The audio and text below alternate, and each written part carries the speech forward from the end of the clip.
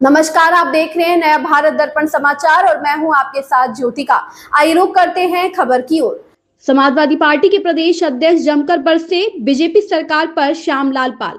सुल्तानपुर में समाजवादी पार्टी के प्रदेश अध्यक्ष श्यामलाल पाल ने मिल्कीपुर उपचुनाव को लेकर बड़ा बयान दिया। प्रयागराज जाते समय सुल्तानपुर रिद्धि सिद्धि ढाबा में रुके श्यामलाल पाल ने कहा, भाजपा मिल्कीपुर उपचुनाव कितना भी दावा कर ले वह चुनाव हार रही है। उन्होंने आरोप लगाया कि भाजपा जनता के बल पर नहीं बल्कि प्रशासन, पुलिस और पिस्तौल के बल पर चुनाव जीतती है। मुख्यमंत्री योगी आदित्यनाथ के मुस्लिमों पर दिए गए डेंटिंग पेंटिंग वाले बयान की आलोचना करते हुए श्यामलाल पाल ने कहा कि देश डॉक्टर अंबेडकर के संविधान से चलता है। उन्होंने गंगा नदी का उदाहरण देते हुए कहा कि गंगा मां किसी भी धर्म या मजहब के लोगों को अपना जल लेने से नहीं रोकती।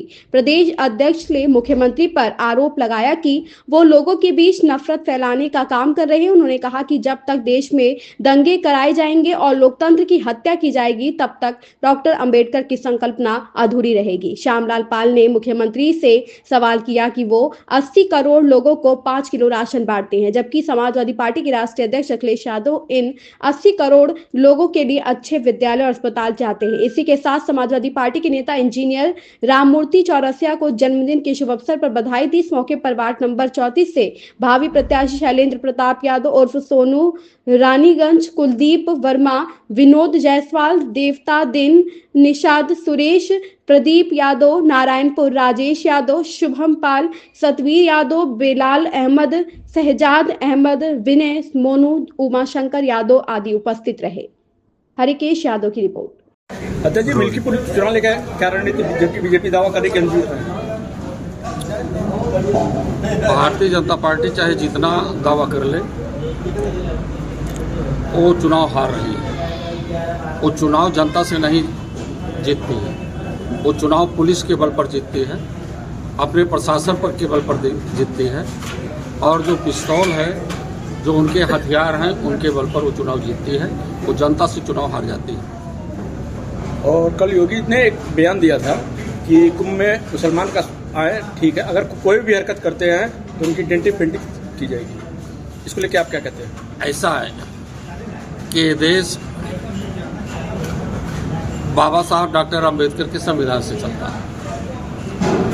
मैं उत्तर प्रदेश के मुख्यमंत्री से सवाल करूं कि गंगा माँ एक पवित्र नदी है और वो गंगा माँ जिनका आंचल इतना बड़ा है, क्या वो किसी भी धर्म मजहब के मानने वाले व्यक्ति को अपना पानी, अपना जल लेने से मना करती है? इसलिए माँ गंगा में सौतेलापन नहीं है। इस देश में रहने वाले लोग, सभी लोग सम्मान से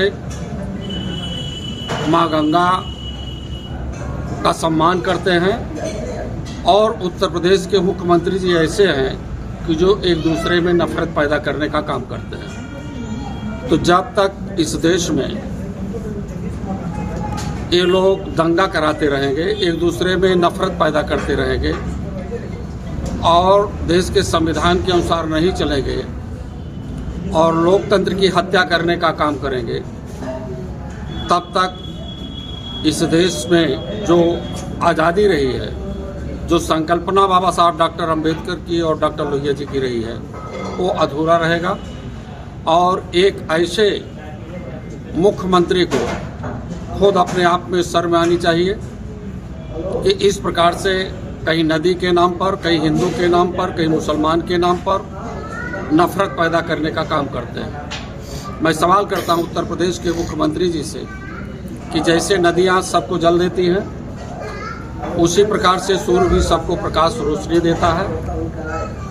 ये तो इंसान को बांटने का काम भारतीय जनता पार्टी के लोगों ने किया है, मनुवाद के लोगों ने किया है। इसलिए ये बांटने और काटने का काम करते हैं कि जिससे इस देश में जो शोषितों, वंचितों, पीड़ित लोगों के लिए बाबा साहब डॉक्टर अंबेडकर जी ने एक नया रास्ता दिया आगे बढ़ने का, उस रास्ते के बारे में ये सोच न सके। ये हमेशा कहीं न कहीं आपस में लड़ते रहें।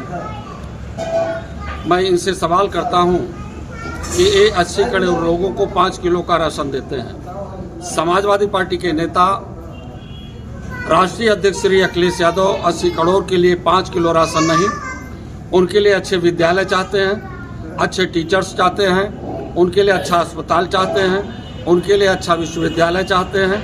मैं योगी जी से पूछना चाहता हूं कि इन्होंने महिला सशक्तिकरण के नाम पर 9 महिलाओं को विश्वविद्यालयों का उत्तर प्रदेश में वीसी बनाया, वाइस चांसलर। उस वीसी महिलाओं मतलब वीसी में कौन सी महिला है?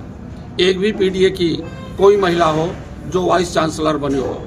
ये लोग केवल अपने काम के लिए काम करते हैं, इनका धर्म भी अपने आप को बढ़ावा देने के लिए है। इसलिए भारतीय जनता पार्टी जब तक उसकी नीयत नहीं साफ होगी, जब तक इस देश में सांप्रदायिक माहौल पैदा करती रहेगी, आदमी खुशहाल नहीं रह पाएगा।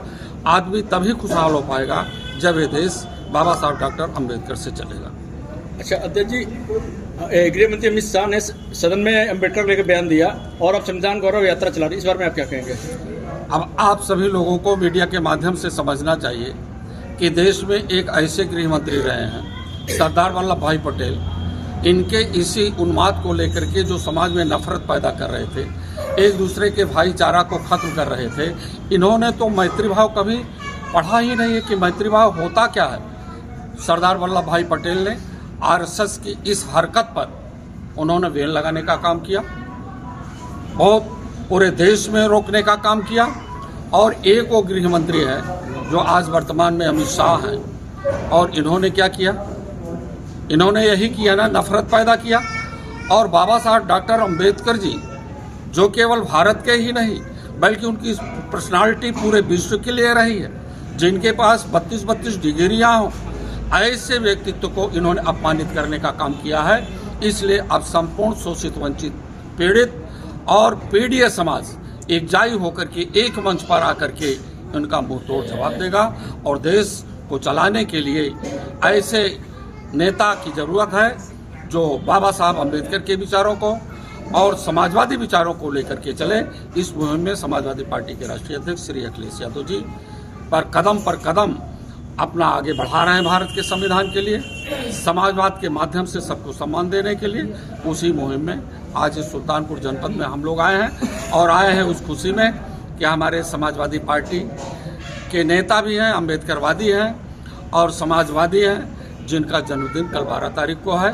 और हम लोग इनको एक दिन पहले 12 तारीख की पूर्व संध्या पर बहुत बधाई देते हैं कि आप जैसे व्यक्तित्व श्री राममूर्ति चौरसिया जी को बहुत सम्मान देते हैं। और हम सभी लोग अपेक्षा करते रहें कि आप हम लोगों के लिए, देश के संविधान के लिए आपकी उम्र सदैव और बढ़ती रहे। इसी अपेक्षा के साथ हम लोग आज इस खबर में बस इतना ही। बने रहिए नया भारत दर्पण समाचार के साथ।